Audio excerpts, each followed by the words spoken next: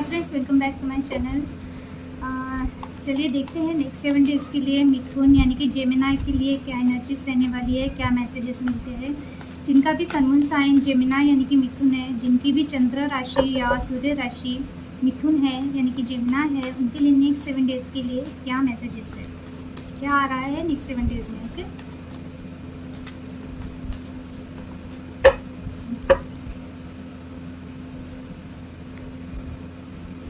Ace of Cups reversed,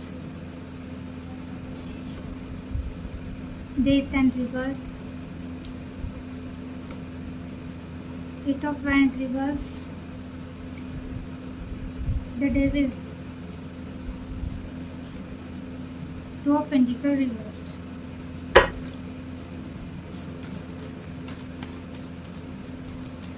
Clarify Ace of Cups. Clarify the death and rebirth. Clarify the Eight of Wands reversed. Clarify the Devil. Page of Wands and Three of Cups reversed. Clarify Two of Wands reversed. Bottom की energy two of wand.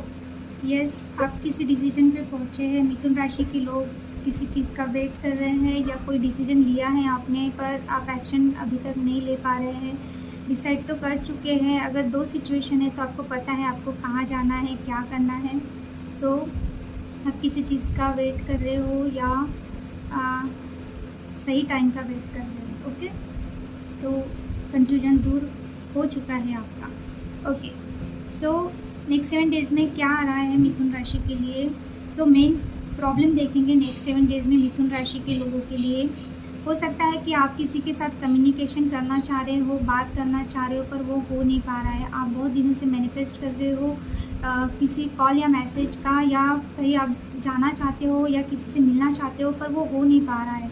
आप एक stuck energy में हो, आपको समझ में नहीं आ रहा है क्या करना चाहिए। हो सकता है कि जो चीज़ें आपको पहले रियलाइज़ नहीं हुई वो चीज़ें आपको रियलाइज़ हो रही है, आपकी अवेकनिंग हो रही है। आपको आपने खुद ही उस चीज़ में स्टक करके रखा है, या आप चाहते हैं निकलना पर निकल नहीं पा रहे हैं, या फिर अगर कोई सिचुएशन ऐसी है कि आप सही करना चाह रहे हो तो वो हो ही नहीं पा रही है, या तो कम्युनिकेशन की वजह से कोई चीज़ें रुकी हुई है तो वो चीज़ें रुकी ही रहेंगी। नेक्स्ट 7 डेज़ में मेन इशू कम्युनिकेशन हो सकता है, या आपको किसी से मिलना है वो हो सकता है, या कोई पास की पर्सन है आपके, अगर आप रिलेशनशिप में देख रहे हो तो। अगर आप नो कांटेक्ट में हो या कांटेक्ट में भी हो और प्रॉब्लम चल रही है, या पास की कोई पर्सन है जिनसे बात करना चाह रहे हो, किसी से कॉल या मैसेज का एक्सपेक्टेशन है, तो वो चीज़ें नहीं हो पा रही है। आप उसमें ही फंसे रहोगे, उसी चीज़ को आप सोचते रहोगे, तो ये मेन प्रॉब्लम है। या हो सकता है आपको पता चलेगा कि वो चीज़ें आपके लिए यानी जो भी है सर्व नहीं कर रहे हैं, या कुछ चीज़ें ऐसी है जिसको लेके आप बहुत पॉजिटिव थे, एकदम से आप उनको मैनिफेस्ट कर रहे थे अपने लाइफ में, पर आपकी अवेकनिंग हो रही है तो शायद आपको पता चले कि वो चीज़ें आपके लिए है ही नहीं। तो मेन प्रॉब्लम आपका यही रहेगा कि आप थोड़ा सा आप सोचोगे कि क्या करना चाहिए आपको। आगे वाले की कम्युनिकेशन का वेट करना चाहिए, कॉल या मैसेज का वेट करना चाहिए, आप खुद करना चाहिए। तो आपका मेन इशू ये रहने वाला है कम्युनिकेशन, या कहीं ट्रैवलिंग, या अगर आप कोई चीज़ करना चाहते हो कर नहीं पा रहे हो, किसी चीज़ में आप स्टक हो। आप प्रैक्टिकली क्या सोचने वाले हो, आप अपने लाइफ में न्यू स्टार्ट करना चाहते हो। आप अपने लाइफ में फिर से, अगर किसी पर्सन ने आपको छोड़ा है या नो कांटेक्ट में है, या जो भी चीज़ें हैं, आप अपनी लाइफ में न्यू स्टार्ट करना चाहते हो। अगर आप रिकन्सिलेशन करना चाहते हो, किसी पर्सन के पास फिर से जाना चाहते हो, तो आप वो कर नहीं पा रहे हो, क्योंकि हो सकता है कि चीज़ें इतनी बिगड़ी हुई है कि अभी आप ना इन्हें प्रैक्टिकली सोच रहे हो तो आपको ऐसा लग रहा है कि या तो आगे वाला पर्सन आपके लिए इमोशनली अवेलेबल नहीं है, या फिर आप इतना इमोशनल हो चुके हो कि अभी आपको ऐसा लगता है कि शायद आगे वाला पर्सन आपके इमोशन समझ नहीं पाएगा। अगर आपने किसी को हर्ट किया है, या आपकी लाइफ में ऐसा कोई पर्सन है जो बहुत ओवर इमोशनल है, इनको आपने हर्ट कर दिया है, और आप चाहते हो कि फिर से न्यू स्टार्ट हो, या आप कुछ करना चाहते हो, तो वो हो नहीं पा रहा है। ओके, या फिर प्रैक्टिकली आपको ऐसा लगता है कि अभी आप अगर कोई पास्ट के पर्सन है तो पहले जैसे कंडीशन फिर से नहीं हो सकता, या आप उनको पहले जैसा ट्रीटमेंट नहीं दे सकते हैं या टाइम नहीं दे सकते हैं, या फिर से अगर आप के लाइफ में ऑलरेडी कोई है सिचुएशन तो अभी ना आप वो चीज़ें वो पर्सन के साथ न्यूली स्टार्ट नहीं कर सकते।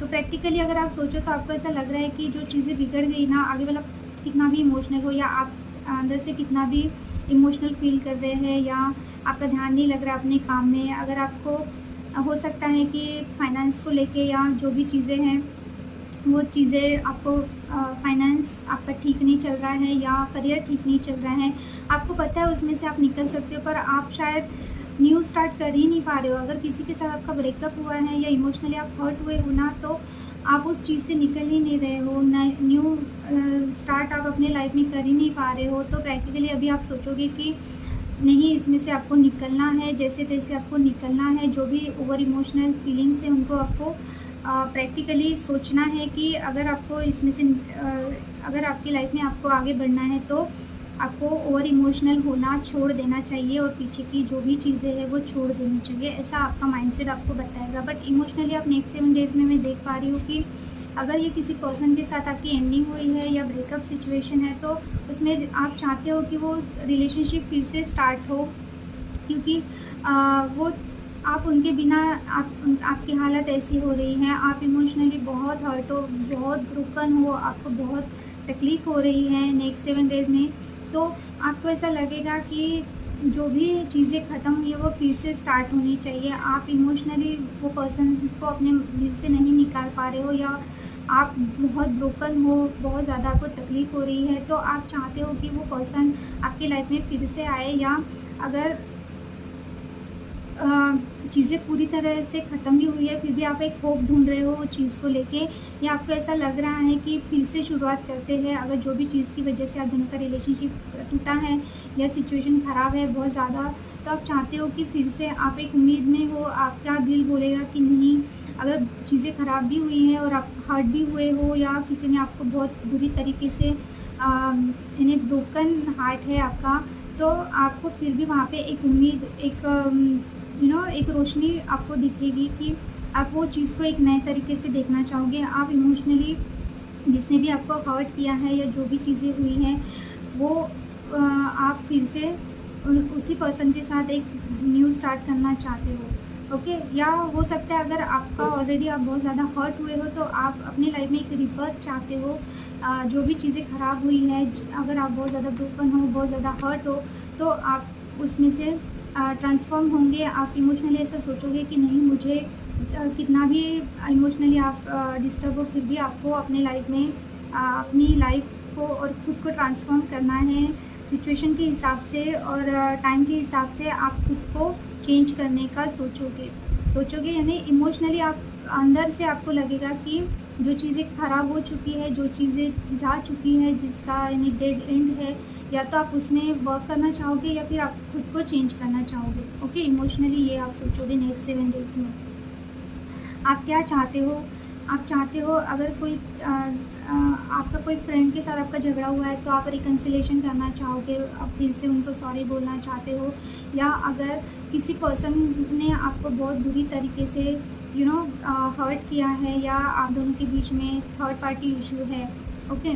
सो आपको ऐसा लग रहा है आप उनके लिए इतना ऑब्सेस फील कर रहे हो, आपको ऐसा लग रहा है कि आप उनके बिना नहीं रह पा रहे हो, या थर्ड पर्सन की वजह से आप दोनों के बीच में इतना टॉक्सिक पैटर्न चला है कि आप बिल्कुल भी सहन नहीं कर पा रहे हो सकता है आप बहुत ज़्यादा, आपको कोई ना कोई ऑब्सेशन है या एडिक्शन है या आपके हेल्थ इशू चल रहे हैं, आप बहुत नेगेटिव माइंडसेट में होने के बाद भी आप चाहते हो कि आप उनको लेके बहुत पैशनेट फील कर रहे हो और आप उनकी तरफ जाना चाहते हो, पर फिर आप रुक जाते हो क्योंकि अभी हो सकता है कि आप चाहते हो उनकी तरफ जाए आप और जो भी चीज़ें हैं वो प्रॉब्लम सॉल्व करके रिकन्सिलेशन करें, पर फिर आपको थर्ड सिचुएशन की वजह से आप रुक जाते हो। आपको जाना है उस पर्सन के पास, जो भी पर्सन को लेके अगर थर्ड पार्टी सिचुएशन है आप दोनों के बीच में, अगर थर्ड पर्सन आया है तो आप उनकी तरफ जाना चाहते हो, बहुत स्पीड से जाना चाहते हो, बट आपको ऐसा लगता है कि जब तक आगे वाला पर्सन यानी आपका पार्टनर जो भी थर्ड पार्टी सिचुएशन है वो छोड़ के आपकी तरफ नहीं आएगा, तब तक आप उनके साथ रिकन्सिलेशन नहीं करोगे। आपकी इच्छा है जाने की और आपको बहुत ऑब्सेशन भी हो रहा है, बहुत अट्रैक्शन भी हो रहा है अपने पार्टनर को लेके, बट आप खुद को कंट्रोल करते हुए मैं देख पा रही हूँ। आप चाहते हो कि जो भी अटैचमेंट है उस अटैचमेंट को आप तोड़ नहीं पा रहे हो, पर वो आप अपने पार्टनर को किसी से भी शेयर नहीं कर सकते। अगर थर्ड पर्सन है तो आप चाहते हो थर्ड पर्सन या थर्ड सिचुएशन दूर हो जाए और फिर आप उनकी तरफ स्पीड से जाना चाहोगे। ओके, आउटकम क्या है, जो भी सिचुएशन है उसका आउटकम ये है कि अगर आप कन्फ्यूजन में थे तो आपका कन्फ्यूजन दूर होगा। आउटकम में यही है कि अगर आप बहुत ज़्यादा डिस्टर्ब थे तो आप बैलेंस में आओगे और आप अपने पावर में भी आओगे।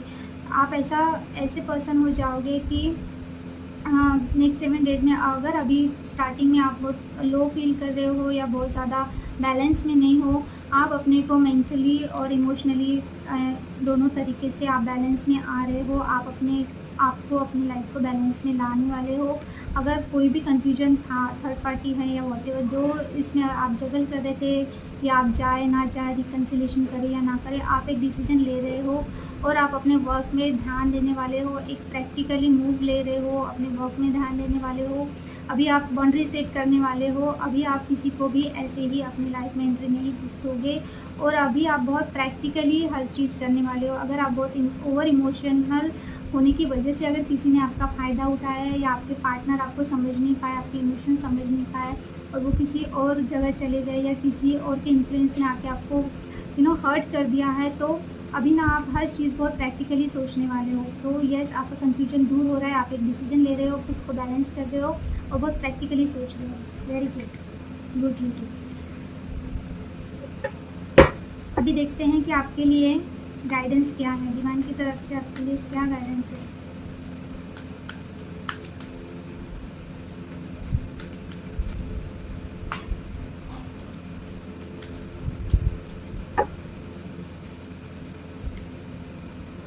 Women holding a coin,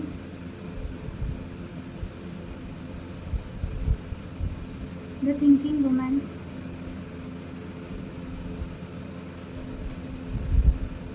hostility reversed, fourth chakra यानी कि हार्ट चक्रा। तो आपके लिए क्या डिवाइन की तरफ से क्या एडवाइस है।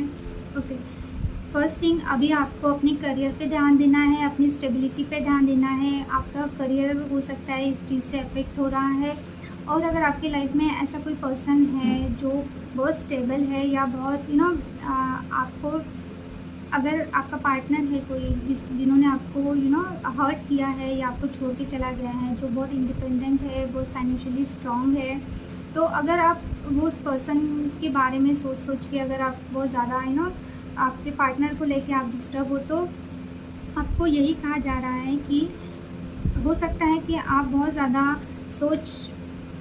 बहुत ओवर थिंकिंग करते हो उस पर्सन को लेके, तो आपको ओवर थिंकिंग नहीं करनी है।